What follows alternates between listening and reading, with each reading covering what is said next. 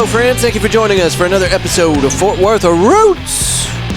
You can find us on iHeartRadio, Apple, Spotify, all the places. We're there. Social media, Facebook, TikTok, Twitter, Instagram. It's always Fort Worth Roots. And we're on YouTube. You can watch videos of this stuff going on. And this episode, if you go to YouTube, once I get the YouTube video up, that always takes longer than anything else, is the YouTube video.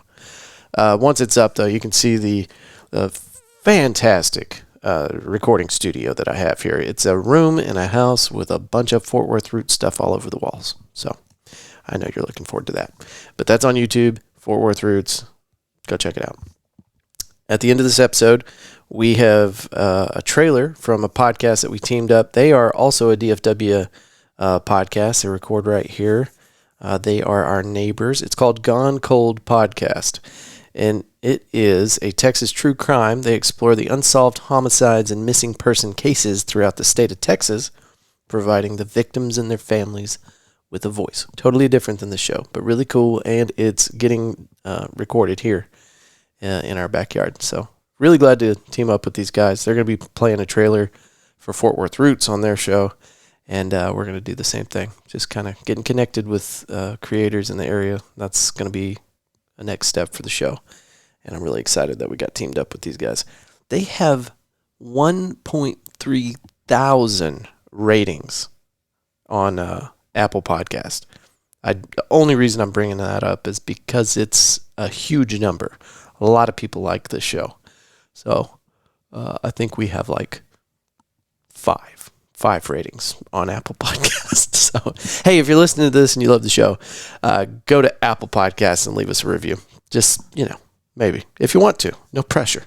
Our guest today is the host of the show I Know Nothing About Beer. It's a podcast. And that's not what the show's about, because he definitely knows things about beer. In fact, he brought some beers in this episode that we get to try out. He tells me a little bit about the local breweries that they came from, and a bunch of stuff about beer that you might know, but I didn't. So good stuff. This was a fun episode, and I really like connecting with people like this. And, whenever you sit down with another podcaster, you never know where the conversation is going to go. But this guy has been all over the world, has a bunch of incredible stories, and he shares that with us today. Thank y'all for being here. Let's give it up for our guest today, Al the Brewer, and let's start the show.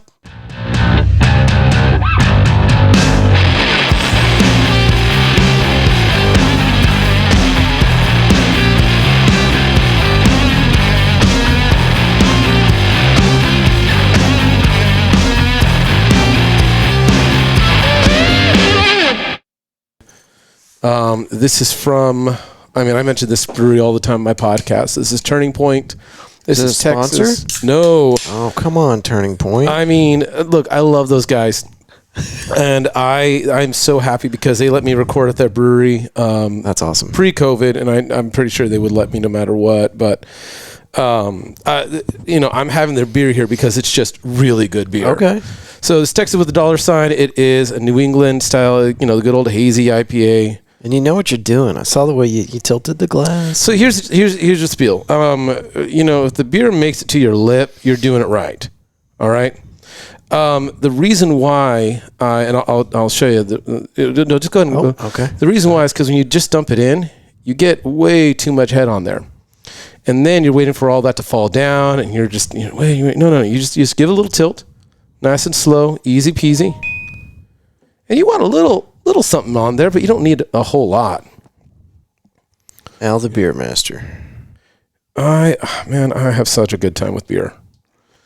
And I'll give you the lion's share because I've got to drive home. So, and this one ranks in, I think, at like 8% or something like that. So, I get jealous sometimes when 8.1. Oh yeah, that's a stout one. I get jealous sometimes when I see other people's ideas for podcasts, and I'm like, man, that was a good idea. Yours is one of them. Cheers, Holmes. Cheers. Hold on, let me get this out of. Yeah. Well, here's the deal. I had been toying with the idea of some type of podcast in my head for a while, and I literally could have done a podcast on theology, guitars in general, or beer. and I just kind of was. I was at a LAX. I used to work for American Airlines, and I was waiting on a flight, and I grabbed a moleskin and was just like, all right, I've been thinking about this for about 2 years, and was like, all right, I'm going to get the idea down now. Did you say you grabbed a moleskin? Moleskin. You know a moleskin journal? It's a really popular journal. So yeah. And they're just a little thicker and a little better made. So you can buy them like, airport little, the little what's it called, like the gift shops and all that. But you see them at Target, things like that. And they're just they're popular within certain crowds. I just know that it's a good steady thing to write in. So I opened up a moleskin, and then I was like, first thing that came out of my head was like, I don't know nothing about beer. And I was like, that sounds pretty good. And that was it. Yeah. So you're working for American Airlines at the time? I was working for American Airlines. What were you doing for them? Boring stuff. How boring. Very boring. As in, I used to work in the HR compliance, and that was, how do I put this? If you want to work at the airport, you have to get, for any airline, you have to get fingerprinted. Sure. And you have a piece of paper where you write all your information on there, and then you put it into the computer. And you take your fingerprints, and the prints get associated with that information. Okay. And then you run a very big FBI background check, and that background check would come to my desk, and I would get separated between who has a who has a record versus who has a non-record, meaning you have records behind your name or you have no record at all. This is going to take some time. I can get this done before lunch. Well, here's the deal. I don't care whether you have, and I saw things, 30 pages long or a 1 page, like NRs, no records. I just separate the two, give the records over to somebody else, put the NRs and all that in front of me, and then I would check over to make sure all the information that you wrote down, because I would get that physical piece of paper, and what was on the computer were the same. Yeah. And I would do that between 3 and 6 hours a day. Okay. Yeah. You're right. That sounds terrible. Oh, it was boring. Yeah. Very, very boring. But here's the deal. A great team of people, really liked them. There were other things that I did as well. But no one's working at American Airlines for the pay. They're working for the benefits. Benefits, yeah. Because it's free flights within the U.S. and then you're only paying. That's incredible. Oh, anywhere in the U.S., Hawaii, Alaska, New York, wherever, and then international flight benefits as well. You're just paying taxes. So in leaving American Airlines, I took a package out, and I still have some flight benefits. So like 3 weeks ago, my wife and I were in Paris for the weekend. Dude. Yeah. That's awesome. And do you just pay taxes to go to Paris? Yeah, it cost us, I think, like $300 round trip. Jesus, dude. Yeah. Hook a guy up. Hook a brother up. That's cool. Yeah. I never would have ever considered working for the airlines when I was younger. It wasn't on my radar. Oh, dude, it was total chance for me. Yeah. I had recently been fired, and I cannot say from where on the podcast, but I was recently fired from a place that I thought was going to work out, and it did not. This was back then or now? This was about 5-6 years ago. Okay. So I've been in Texas. It'll be 7 years in February. So this was about almost 6 years ago, 6 years ago. And 6 years ago. Yeah, 6 years ago. And I saw that you could apply to be not an intern, but like how do I put it?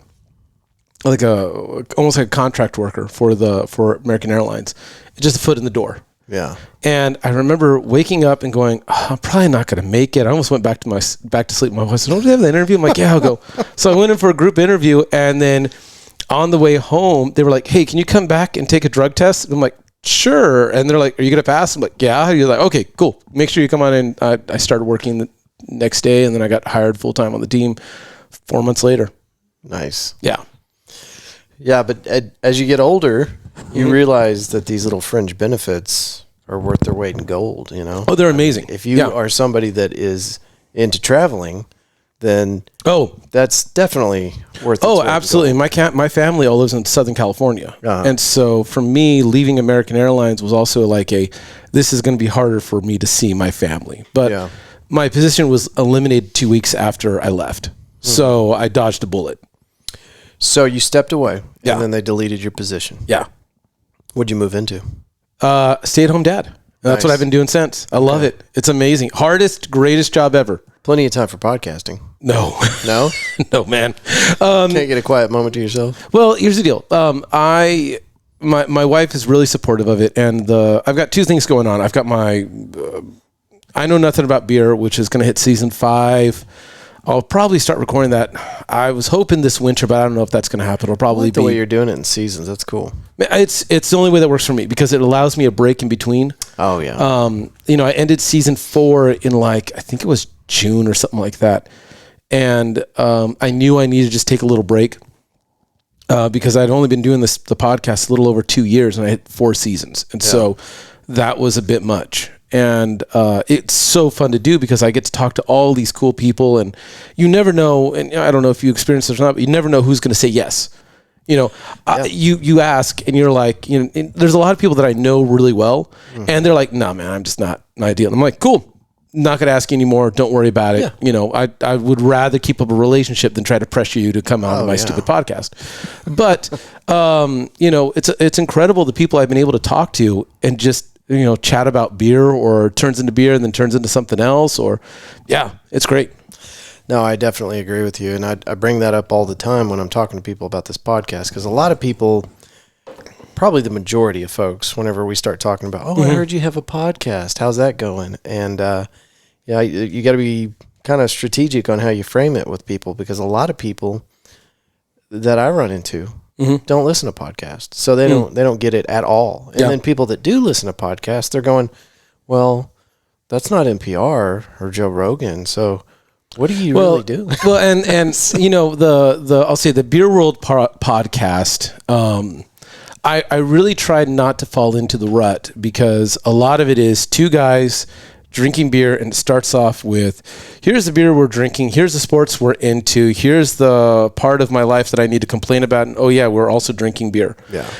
I don't care for that format. No, I don't either. It works. There are really popular podcasts that do that. Yeah, and I get that. That's just not me. Yeah. And so my podcast, I generally try to revolve around a central question, and I definitely let the conversation go in twists and turns, but I'm almost always like 3 to 5 minutes out from going, okay, let's bring this back into what we were, the central thesis, and let's keep going on that. Yeah.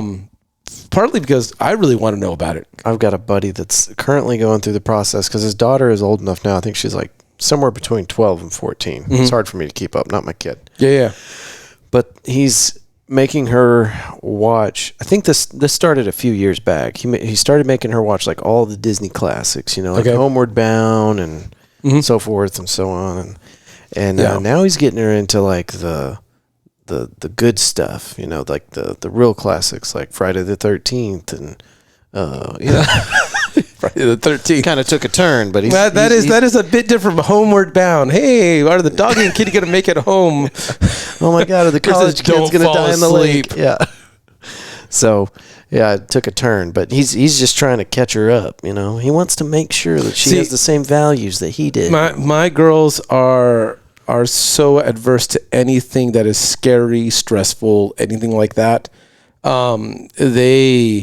My daughter, I swear, my daughter's not going to know about Mufasa dying in The Lion King until she's like in college. Like, she's just not. We are just going to have to fast forward that part, because she can't even take like the stampede. She's out. She is running behind the couch, sitting down, going, no, I don't like this. And then we fast forward to, I just can't. And she's like, oh, yeah, this is fun again. Okay, I'm just great. here for the musicals. Oh. There's one musical that she won't like. It's the Hyenas, whenever they start talking about taking control. We fast forward through that part. Fire. And, yeah. She gets to the elephant graveyard. She's like, I'm like, yeah, well, keep it going good.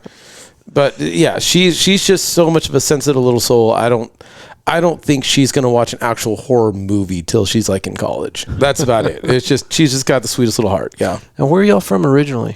So I'm originally from Southern California. Okay. And that's where you said all your family's at? Yeah. All my family's out there. What part of SoCal? I grew up in the Lakewood, Bellflower area. And then, is that north or Southern California? So, Long Beach? Yeah. So I've been to San Diego. Okay, north of San Diego. Okay. South of San Francisco? South of San Francisco. I basically have a pin drop. Okay, yeah. People know Long Beach. Yeah. So I'm north of Long Beach. Now I went to a church in Long Beach, and I kind of consider Long Beach a second home because I've been in the Long Beach area so much. Yeah. But that's where I grew up, and then I grew up there. Went to Pepperdine, so stayed in Malibu. Loved it there. After Pepperdine, was in China. I was a missionary and English teacher. Came back from that. Slow down. You were a missionary? Yeah. What did you do with your mission work? I helped out a house church. Did you say Korea? China. Okay. Yeah. I was in. Now everybody knows at least everybody knows the name Wuhan. Oh, you've been there many times. Is any of this your fault? No. But when they say, these people that wet say, markets. yeah, that say, oh, it couldn't come from a wet market. Like, you have not been to a wet market, man. Dude, we did my very first Thanksgiving in China. We had to buy a turkey, so we took a taxi to the river, got a little boat across the river, rented a little 3-wheeled, it was a glamorized 3-wheeled car. So it had. This is to get one turkey. Yeah, and because how many times you've been to a Chinese restaurant that had turkey, man? Good point. Yeah. So we got in this little shed of a motorcycle car thing, drove out, was asking people on the road, does anybody have a turkey? We found the guy with the turkey. And, the turkeys know him. I don't know if you know anything about turkeys or whatnot, but turkeys, they get to know you. And so they know the farmer. So he goes, picks up the turkey. And it's like, all right, weighs it out. Cool. And then he puts it back down and we argue a price out. And me and my buddies, and we're okay. And then he goes, all right. And we pay him. And he's like, all right, well, there's your turkey. And like, well, can you get it? He's like, well, it's your turkey. It's yours now, buddy. And so we're like, so now he's dying laughing, watching the Americans chase this stupid turkey around. And we put it in a bag. We call it Tuck, and I get to hold Tuck. And then we buy a duck, and we take the duck and the Tuck all the way to the wet market. You got a turkey named Tuck and a duck named what? I can't remember. Seems like the duck should have been Tuck. I can't remember. I just remember Tuck. And then we get to the wet market, and I'm walking down the little pathway to get to it. And there are cages of animals just shoved in together so tightly. Animals, all types. There's a cage full of hedgehogs. I'll never forget it. Cage full of hedgehogs just crammed in there. They couldn't move. Opposite of free range. Oh, totally. Yeah. And they're just there for pets or to be eaten. That was it. And it's all types of animals. We got to the butcher for the turkey and all that. We handed him the turkey, and we argued on the price, what it cost to clean it up. So he slits the throat of the turkey, throws it in a barrel, and to let it bleed out. And he takes a hose and he's hosing down the turkey as it's bleeding out, and the water's running down the barrel past our feet and into the gutter. Nice. And I'm like, oh. And it just kind of opens my eyes to everything else around. I'm like, oh. Now this is for Thanksgiving. Thanksgiving, yeah. And so and I'm just watching all the blood go past me and down the street and into the gutter and all that. And I'm like, oh yeah, no, that's the street. The street isn't painted different. It just hasn't been cleaned. That's a couple years of blood and bile. Oh, decades. Decades. Well, it's got to rain sometimes. I mean, yeah, but maybe not hard enough to wash that. I've just after seeing that, smelling and being in that moment, it was like, when I hear about oh, it probably came from wet market, but oh yeah, that makes sense. So, but everything you're describing there, that's all Wuhan? No, that was my hometown, Jingzhou. That was where I was at. Okay. Wuhan. So Jingzhou was a village of 1.5 million people. Wuhan was like the next city over, and it was still wasn't considered like the great city like Beijing or anything like that, but it was a big. I think it had like 12.5 million people. Yeah, 1.5 million in China. That's a village. That's a village. Yeah. Yeah. So whenever you're hashing out the prices with the butcher and the guy that sold you Tuck and the duck, they've got 2 dialects down there. They've got so many dialects. Mandarin. Well, excuse me, 2 different main languages. You've got the city language, which is Mandarin for the language of business. Yeah. What's the rule? So you would say you have Hua is like language word. So you have Putonghua, which is what we call Mandarin, and then you have Guangdonghua, which is what we call Cantonese. Cantonese. And so you have the city of Guangdong. So did you have to know both of those? No. I'm horrible at language. Man, I'm half Mexican. I failed Spanish. All right. I'm right there with you. Some Spanish semester 1, failed it 2 times. Okay. Yeah. I was really bad at it. I was really bad at learning languages and still am. But I memorized a lot of different, because there's no alphabet, it's all characters. And the city where I was at, Jingzhou, had another city next to it, Sasur.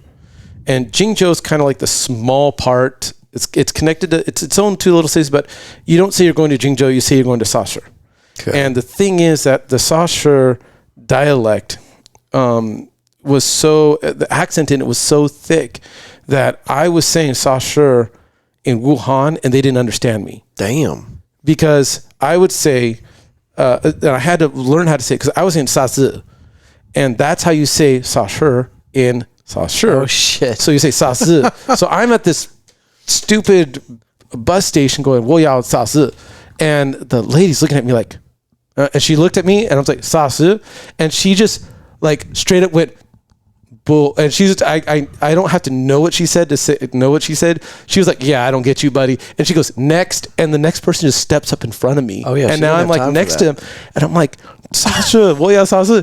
And then someone like in the back's like, Sasha? I'm like, Sasha. And then he comes up and he is interpreting like, oh, no, he wants Sasha. And she's like, oh, Sasha. Okay, blah, blah, and gets a ticket. After that, I was like, screw it. I would go to the bus station and I knew the characters for Jingzhou or Sasur and Wuhan. I get on the bus, I go, Sasur, and he go, way. And I, doi, like right. And I go, dosaja, and he's go, can you tell me how much? And I go, there you go. And he go to the back, and I go, sweet. And I just walk into the back, sit in the back, and just hope it didn't fill it too much.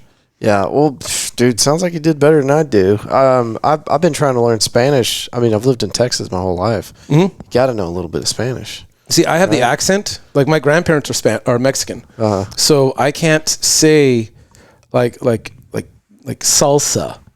Like I feel my grandmother's hand on the back of my neck. Like I have to say salsa. I don't say chorizo. I have to say chorizo. Yeah. So like when I'm I was ordering from a Mexican place, La Conchita down the street from me. I ordered my wife's meal. She was like, I wanted breakfast burrito with beans, breakfast burrito with beans and bacon. And then the lady's like, what do you want? I'm like, breakfast burrito, chorizo con papas. And she's like, okay, and she's like, you want, and she says all in Spanish, cheese and other things. I'm like, yeah, and see, one. And so I don't know enough Spanish. I know enough Spanish to get myself in trouble. Yeah. But if I had to get myself out of someplace, I could get myself back someplace else. I know enough now to like, if somebody cares to afford me the time, I can get kind of through a conversation with them. Mm-hmm. But they got to really be interested in like chilling for a minute. Yeah, like if somebody's trying to communicate with me quickly, I can't. I get that. Okay, so but it's there. Shall we move to a new one? Yep. Okay. Do you know Sierra Nevada? Yeah. Okay. That's like just a regular ass drink, right? Oh, this is nothing regular. No. I mean, like you see Sierra Nevada in every convenience store. Yeah, Sierra Nevada is in a lot of grocery stores. But this is here. I'm going to pour a little bit and then drink that, and then we'll get the. Gotta cleanse the glass. Yeah. Oh, it's beautiful. I like them both. I was gonna try to give my opinion as to which one was my favorite. I think I like that one a little more, but I know that this one's gonna build. So these are two very different styles. The celebration hop, it's a fresh hop IPA, meaning that. So I'll start with this one. Most beers, what you do is you buy the hops from a hop provider, distributor, or for the farm itself. But generally, the hops have been picked, processed, dried, and either in pellet form or the whole flower. You can buy it in oil form, a bunch of different ways. Fresh hop means that the hops are picked, they are pulled off, and you get the whole cone. Excuse me. And then within literally a day of them being picked, you put them into the beer. So if somebody says we brew with fresh hops, that's what they mean. If it is a fresh or wet hop. Fresh or wet hop beer. Okay. So there's no brewery that can just only brew with fresh hops because hops are seasonal. Well, okay. Yeah. So there's only a certain window where you can do that. And the thing is, the hops are these little flowers. You can see them on a little can right there. And they got these volatile oils, the resin. and that resin degrades over time very quickly. So that's why they process them in a way that is oxygen free, so they don't oxidize. Those oils and the resins and whatnot don't degrade as quickly.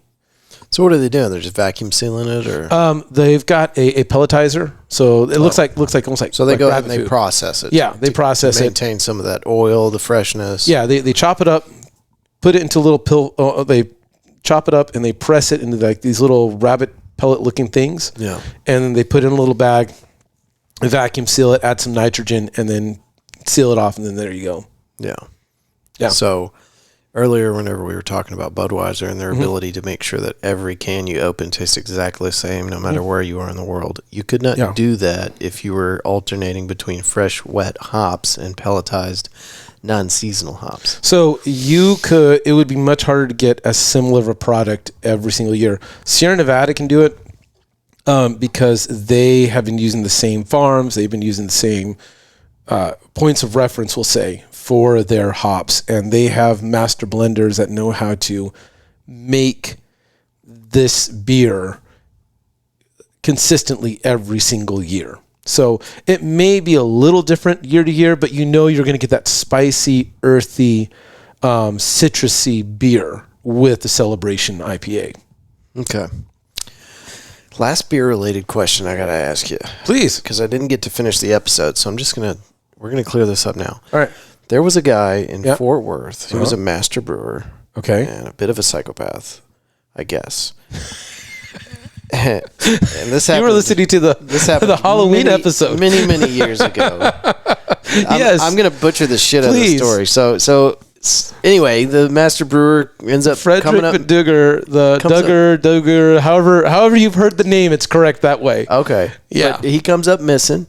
Everybody just says, meh, he was a transient, whatever. They go back to work. 2 weeks later, the customers are complaining about their beer tasting like shit. And then they decide to clean out the vats. And that's whenever they find him in the fermentation tank. Yeah. This was here in Fort Worth. I'm going to say yes. Okay. Yeah. It's a legend. So it's a legend. Yeah. Yeah. But every old brewery has this story, right? You know what? I'm going to stand by what I said. It's a good legend. Yeah, I like it. I mean, even if I was one of the poor saps that drank some of that McDougan beer, I think I'd just be like, I didn't die. Yeah. So, yeah, I'm not in there. Now I get to tell everybody about my crazy beer story. So, to McDougan. Or whatever his name was. The history of beer has some fun interpretations, but the experience of beer, especially now, has changed in the last 30 to 40 years in a way that I don't think would have happened had not a couple of key people done what they decided to do in the home brewing and in the craft beer area, such as, Grossman from Sierra Nevada. Yeah. Yeah. So there were some key points. Very much so. Yeah. If Carter hadn't said, we're going to allow home brewing in like 78, somewhere around there, we would not have, the base of breweries that were made up by home brewers. You're talking about Jimmy Carter? Yeah. Okay, so Jimmy Carter in 73? 78, 76, somewhere around there. Passed legalized home brewing. Okay. Yeah. It was illegal after Prohibition. Right. Yeah. Okay. So brought it back. Jimmy brought it back. So when he legalized home brewing, it brought it out of the woodwork, out of the closets, and out of the bathtubs where it was being made, which is horrible. Right. And then you had people going, oh, I can make this. I should probably start a brewery. And then you have the Brewing Revolution start. You have the early 80s to mid 90s where you have, a brewery startup that probably didn't last, but influenced someone to then go, ooh, I want to start another brewery later on. And it's those people that I think it's those like second generation brewers that my generation of like beer drinkers like recognize the people that were influenced by them. Yeah. So the guys like Stone, Stone over in San Diego. Like, he is one of those second, third generation brewers. He liked home brewing. It's like Stone, like the beer, Stone IPA. Yeah. Like, he liked home brewing with his buddy, but they got into beer because of a brewery. Right. And that brewery is no longer around, you know? So it's that second, third generation brewers that built, I think, the popularity up to what now the fourth, fifth generation are like really taking off with. Yeah. Yeah. It's interesting. And another thing you can do with almost every subject is you can look at history through the lens of that. So you can look at history through the lens of beer or automotive industry, aviation, or so on and so forth. But this is a really fun one to look at history. It's really fun one. It's a really old one. I mean, I think we're talking 6,000 BCE. Sure. You know, as soon as fermentation was discovered, probably. They didn't know what it was. No, they just knew that if you took fruit and let it sit out for a while, it made something else. Well, I mean, beer and wine have this fun little competing, like who was first. Everybody knows tea was first. Water and tea were first, but you have, you know, the main thought is with beer, someone was making a type of bread, it got wet, and then they ate it or drank it, and were like, hey, what's going on with this? It wasn't wheat, it wasn't hops, it was probably a millet or a suet or something like that. And then as time goes on, you know, you have up to like, you know, the Egyptians and the pyramids and all that, where literally they have fully functional breweries with malt houses and things like that are going on. And it really doesn't become even popular in Europe until after, like, I think 600, you know, BC or 680 AD. Took a while to catch on. It took a while to catch on in Europe. Yeah, the Egyptians and the Middle East had a large brewing heritage way before the Europeans did. Same thing with China, Japan. They had been fermenting things way before the Europeans did. It's just the drinks that they drink that are just not as popular here. I have a foggy memory of a story that somebody was watching deer in a field or something, and they were eating the fruit that had fallen off the tree and had been sitting there for a while, and they noticed that the deer were acting funny, so they looked into it, and that was another. It's probably just a stupid story that I missed. No. There's definitely something like that, because I mean, elephants do that. Elephants love to get drunk off of fruit, fermented fruit. Bears, as well. I mean, pretty much once the fruit gets to that fermented spot, the sugars have been transformed, and so there's a sugariness to that is just extra, and so it already tastes better. It already tastes better to the animals, and they're like, oh hey, yeah, and that one's been sitting for a while. Let's pick that one up, buddy. You know, Yogi in the AA meetings. Yeah.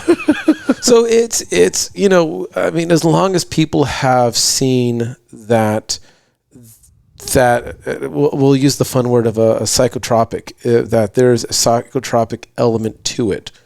Not that you're, you know, seeing colors and all that, but that it is a mind-altering substance. Yeah. Alcohol is a mind-altering substance. 100%. Yeah. You know, as long as people have known that about it, they've been consuming it. Yeah. Yeah. Not that they know what it'll do. Yeah. And maybe that's, you know, even the apple. Maybe it had something to do with alcohol. Could be. I mean, yeah. I mean, I'm glad they did. Well, man, I appreciate you doing this with me, dude. I got just enough for the last little bit there. Cheers, man. We can do it again anytime. Absolutely, man. This is great. I had a great time. I love going on podcasts. It's a lot of fun. Oh yeah. All right, brother. Well, let's drop some links. Let's talk about some places people can find you, because now they need to know where to gobble up this content. The podcast is called I Know Nothing About Beer. It should be on all the things you can go to. The best way to find me is for my beer stuff is Al the Brewer on Instagram. Okay.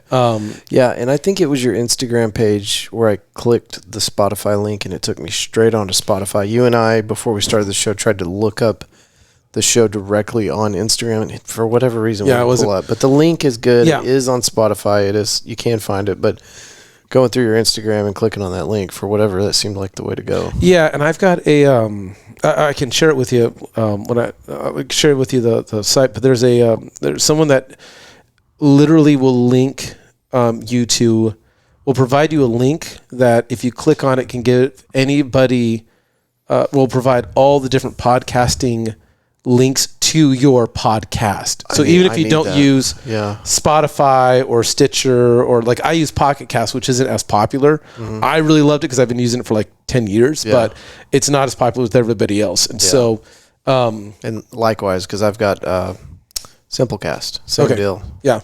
And it allows you to allows you to click and go like, oh, I use this podcast provider, so I'll click on that. I need to have that on my website. And then my so Instagram at All the Brewer, and then my other deal is my Dad Domesticus. So you just look up Dad Domesticus on YouTube, and that is my other place where I make videos, cover songs, parody songs. I just did one called In My Garage, to Weezer's In the Garage, which is just really fun and stupid. I have a whole song about getting hit in the balls by my kids. Yeah. That's just part of being a dad. I mean, yeah. Christmas time is coming up, and there's one song I wrote years ago about the time that I told my brother that Rudolph fell on Santa Claus and killed him. So kids, listen to me. If the kids are listening, that is a song. Story. That is a song that is a song about something that I did that was very mean, and Santa Claus was not happy with me that year. Put it that way. But they'll have to go to your YouTube to check it out. Yeah, YouTube, Dad Domesticus, cool. YouTube.com/Dad Domesticus. And all of this will be in the show notes. Sweet. So y'all didn't have to write any of that down. Al, thank you. Man, again. Thank you, Holmes. And thanks for bringing the beer. Absolutely. Like I said, you're welcome anytime. All right. Thank y'all for being here. We'll see you next week.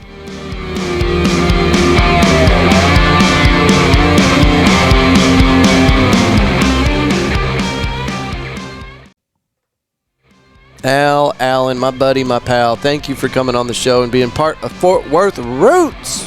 This was a fun episode. How could it not be? He brought beer. Do you like beer? I like beer. If you come on the show and you bring me beer, I will be happy. Thank you very much. Yeah, it's good stuff. Go check out I Know Nothing About Beer podcast. Lots of good stuff on here. It's informative, fun, and there's just tons of goofy stuff in there, just kind of like Fort Worth Roots, but with a totally different view, spectrum. What am I trying to say? I don't know. Thank y'all for being here.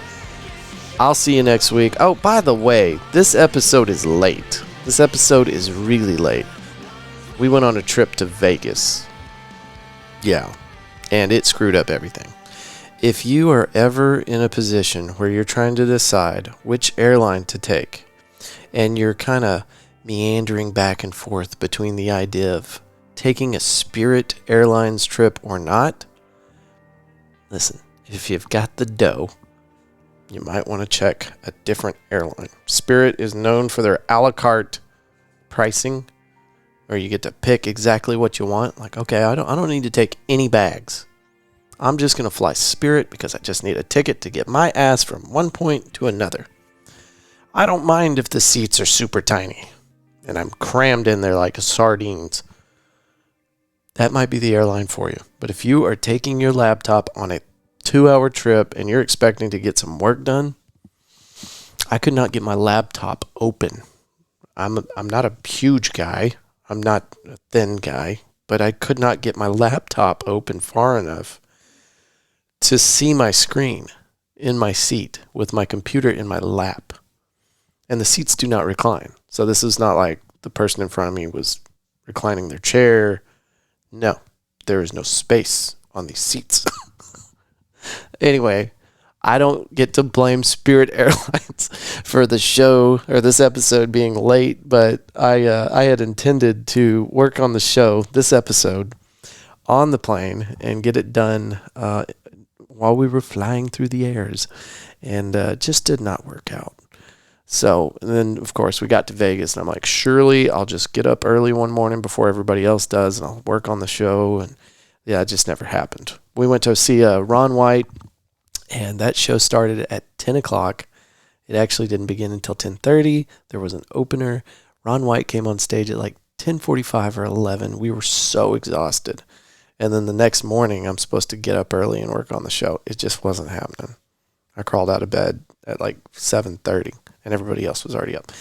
I don't know why you would care to hear that, but things do happen, and I do my best to make sure that these episodes come out on time every single Monday. And it kills me. I had a terrible week this week because I was just worried and distraught and upset that this show did not come out on time. So thank you for being patient with me. I guess that's what I'm trying to say. But it does bother me when these don't come out on time. So shame on me. Shame on Spirit Airlines. I'm just kidding, Spirit Airlines. It was a great flight, actually. We arrived. The flight attendant asked all of us as passengers that if you're going to complain about your flight, then you should also, in reverse, you should say good things whenever good things happen. You know, if you're going to go out of your way to bring up every time something bad happens on a flight, you should also talk about the good stuff. And to Spirit Airlines' credit, we got to Vegas 37 minutes early. That's pretty incredible. That jet was hauling ass. We passed a geese doing 90. It was incredible. Anyway, I guess I'm in a babbling mood today. How are you today? Do you have a good weekend? Everything okay? How's the family? Getting ready for Christmas? Did you get all your shopping done? Did you? Still got a few things to get like everybody else? Gonna wait till the last minute, aren't you? I'm talking to you, Jerry. Thank y'all for listening to the show. And I will see you next week. Actually, I'm going to try to get 2 episodes done today so that I can make up for the late episode. I shouldn't make Al wait any longer for this to come out. So this one has to come out now. And then I will try to get next week's episode out quickly. I'm not done babbling. I got to tell you guys about Panther City Lacrosse Club. We just went and saw a game Friday night. And it was awesome. It's out here at Dickey's Arena, and it is the newest venue in town, and it's beautiful. They're keeping it up. It's brand new, so I shouldn't be like, oh my God, it looks so great for something that's 2 years old, I think. But they are. I mean, there's not a scratch on the walls. Everything is perfect. Like they just opened the doors. It's a beautiful facility. I can't wait to see what else goes on at this place. But Fort Worth now has its only professional sports team at Dickey's Arena, and it is the Panther City Lacrosse Club.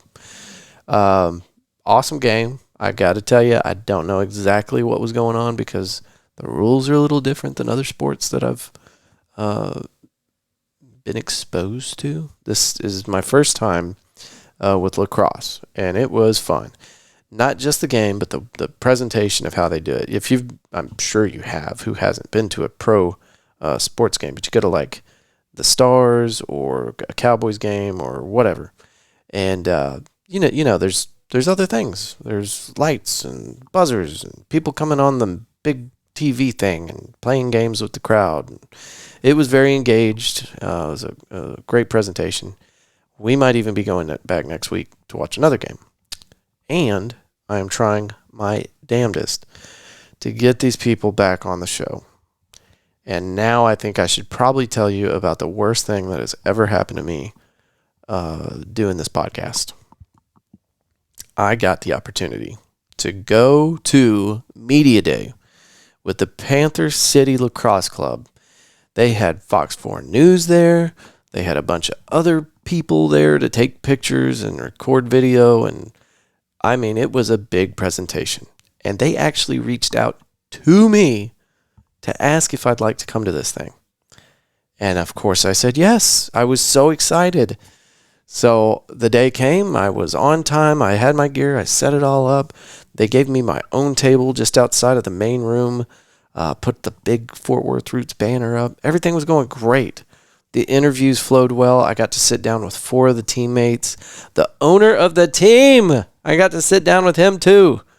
And we had 35 to 40 minutes of recording. And then the absolute unthinkable happened. The power cord got kicked out of the wall. And this is nobody's fault but mine, because I knew that janky ass plug was going to be an issue if I wasn't careful. And sure enough, it got kicked out of the wall. There are several ways that I could have prevented this, and I didn't do any of it. I lost the entire recording. Yeah. And I've got a video. I'll try to incorporate it in this if I can do it. I think I can. If you want to, go to YouTube. I'm putting it up right now. On this recording, you can see the moment where I realized what I had done or what I had not done. It was through inaction that this occurred. Oh, God. I'm still sick about it. I'm really upset because these guys were awesome. They told me some incredible stories, and I screwed up. I allowed the recording to get screwed up. So I am going to send out emails today to that team, once again, begging for another opportunity. It really was cool. Bottom line is, these people are awesome. You should go out and support them. We had a great time. It's at a great venue. They put on a great performance, and it's more than just the game. It's the experience. And I will tell you this, for half the price of a nosebleed seat ticket at a Stars game, for half that price, we were sitting nose to the glass in front row seats watching this game almost on field level. It's economical. That word sounds funny when I say it. You try it, see how it sounds. Okay, that really is it. Thank y'all for letting me babble. I'm going to try to get you out 2 episodes this week. We'll see if that works. Anyway, at very least, thank you for bearing with me whenever I have these little delays. Panther City Lacrosse Club, if you're listening to this, I want to come back so bad. And you guys had an amazing first game. They did not win, but it was a great performance. I really feel like, as far as putting on their inaugural event, everything went off without a hitch. It was great. Thank y'all for putting on a wonderful show. And I want to come back. I want to record with you again, please. Let's do that. Let's do it today. Call me. I'm coming right now. All right. That's it. I love you. Have a good week. Bye.